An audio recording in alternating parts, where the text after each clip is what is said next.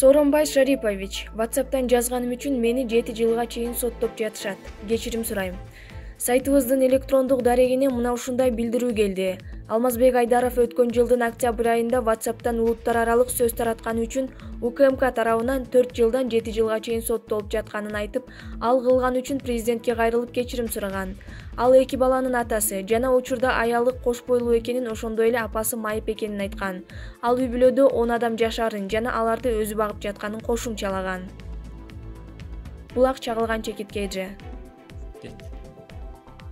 Ассаламу алейкум, эли журт, урматтуу президент Сооронбай Шарипович.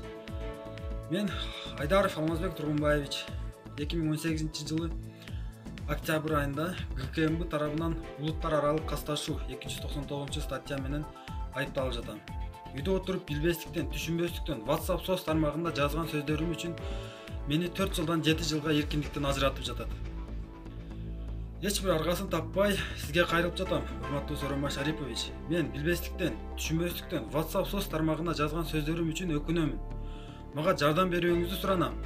Жаштык кылып, өдүнө сөз жазгандыгым үчүн бир тууган боордошторго сөз тийгизгендигим үчүн өкүнөмүн.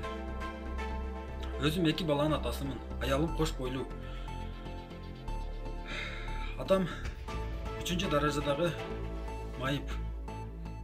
Чернобыль ардагери. Апам үй кожойкеси, инилерим, карындаштарым жаш болгондуктан баары менин карамагымда. Үй бүлөдө 10 жанбыз. Улусу мен. Билбей, түшүнбөй жазган сөздөрүм үчүн кечирим сурайм.